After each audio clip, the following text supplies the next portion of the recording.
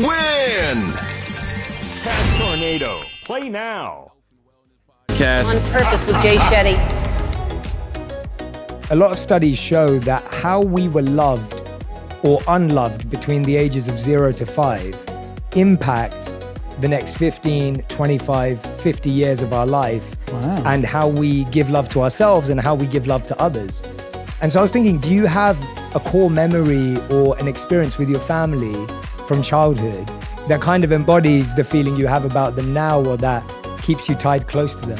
I'd say sort of more than a memory is just a feeling that I could say all of my brothers and I had, was that because our dad's a comedian, his job only ever existed once we had gone to bed, and our mum worked from home. She was a photographer. So to us as kids, our parents didn't really work. They just were always home. So we had this amazing foundation where no matter any time of the day, either mum or dad would be at the house. And we felt so kind of solid as a family, which is why I kind of have this dream of one day having kids and putting my work to bed and just kind of being there as a dad. Because I really admire how my dad was around. You know, being a comedian is a very, very volatile job. The highs and lows are so extreme. And as kids, we never saw that. The only version of my dad I ever saw was the happy dad, let's go to the park. We used to play this game called Golf Goals, where we would go down to the park. There's like this big blue metal goal, and we would just fire golf balls into that goal every day. And he would give us 10p every time a ball went in the goal. And that was kind of the foundation of our golf and all that sort of stuff. So for me, broader than a core memory was the idea of always feeling connected and safe within my family unit. And I think a large portion of that is that my mum and dad have always been such a solid team, and they've always been there for us. Yeah, wow. Have they, as you've grown older, have they kind of opened up about some of the challenges that they were going through that they obviously didn't show you and your family when you were kids? Because I can imagine, we always talk about this, right? Like being a comedian is extremely difficult because you're making everyone else laugh. At the same time, it's a career path that, like you said, is completely volatile. Sure. Have they opened up as time's gone on? And how has that felt when you've gone from like seeing your parents always being happy to being like, oh wait, there was all this other stuff going on?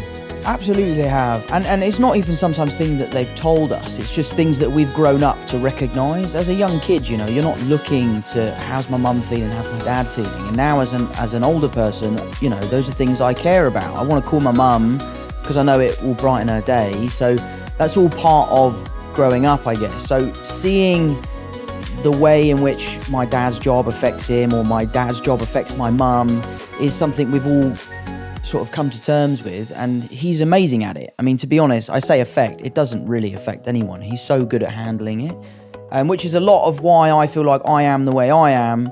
For example, The Crowded Room's come out, the critics absolutely hated it. They thought it was the worst thing they've ever seen, and it doesn't really upset me.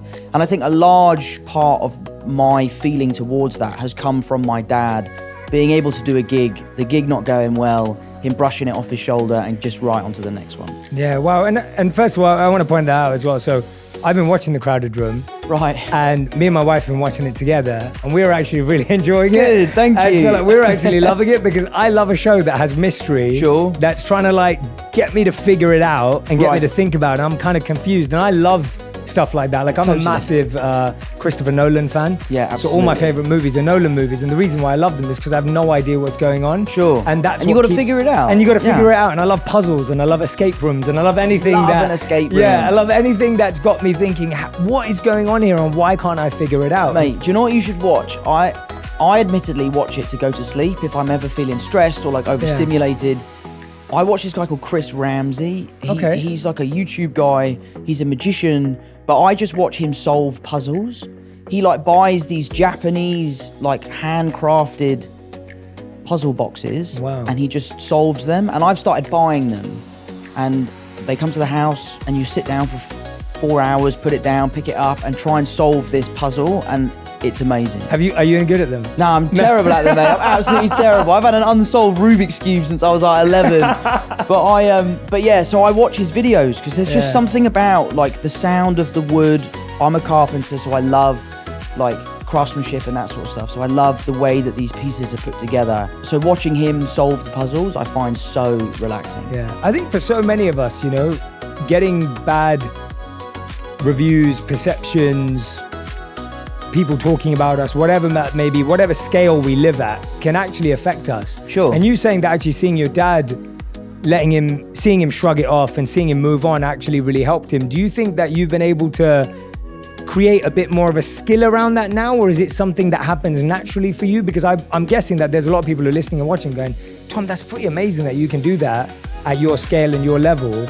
But, I'm still affected by that. Or I really struggle when my mate says something. Like, I know the number one thing I hear is like, most people don't chase their dreams because they're scared of what their mates will say, let alone what the world will say. Yeah, like I had this I was flying back last night, as I was telling you. So I was on a plane from DC to London last night. And the air hostess, she was wonderful. Her name was Jeanette. She said to me, she was like, Jay, I really want to start a YouTube channel, but you just got to block out what your friends are going to say, right? And she was just worried about it. So that it's a very real thing. So I guess, have you kind of figured out a little formula for it? Or is it just natural because you saw your dad and it's become easier that way? I think it's a little bit of both, really. I think it's something you definitely get better at. I'm really lucky that I have an incredibly strong group of friends. Like, one of my best mates just called me up earlier to say he'd seen the 5th episode, and he's like, I know what happens in the show and I'm still loving it. The people I'm watching it with have no idea what's going on, but they can't wait for the next one. Yeah. So, I really, really hold high the opinions of people that I really care about. I'm also really lucky to have an amazing group of fans who are so supportive. They are diehard, they are there day one, and that makes me feel really good. But I do think a lot of my lessons in life have come from my dad, and the ways that he can deal with things that he hasn't done very well in the past, that he's passed on to me. And I live by this really. I don't actually know if Christian Bale did say this, but I think love he Christian did. Bale, I so love Christian we'll Bale. Say he said I it. Yeah, love Christian we'll say Bale. he said it. Yeah. But I think the quote is, if you have a problem with me, text me. And if you don't have my number, you don't know me well enough to have a problem with me. That is so good. And I think that is such a great piece of advice, because as a celebrity, you live on this stage, you live out there, you kind of give out a version of yourself that you want people to see. Mm-hmm. And that can be the version of yourself that they can have a problem with or they can love. And there is I feel like I'm quite authentic in my public persona, but I just try to really care about what my family thinks, what my friends think, what the people in my local community think. I live in Kingston. I know everyone that lives there. I can't walk 5 feet without bumping into one of my mum's friends. So it's something I've been working on. I try my best to not let that stuff affect me. It does. Yeah, of course. I'm not cold-hearted or anything like that. It does affect me, but I just try to move on and focus on the positives. Yeah, absolutely, absolutely. What was did you ever see your dad deal with everything and you thought, wow, that was incredible? Like, was there anything specific that you remember that, like, seeing him like tackle something and you thought, wow, that really impressed me, even if it was something really small in hindsight? I think the thing I admire most about my dad is his resilience.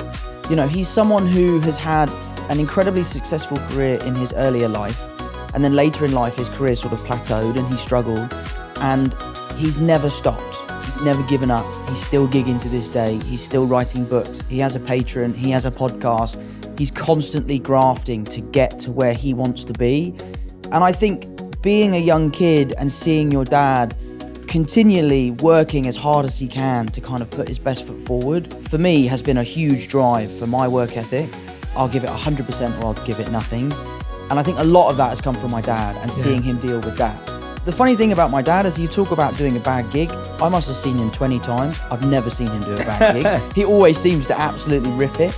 But maybe that's just because we're in the audience. But no, I owe a lot to my dad, and a lot of the teachings are things he's told me and things I've just witnessed him do. Yeah. And was there ever a piece of feedback or a rumor or something you saw that did affect you, where you actually thought, well, or at least made you stop and go, God, I'm trying to see the positives, but this one's tough. Like this actually made me have to pause and figure it out. Something that did really upset me, I was in New York, I was shooting The Crowded Room, and I was having a really hard time with the job just because of how taxing it was, the emotional capacity that I was having to get to every day.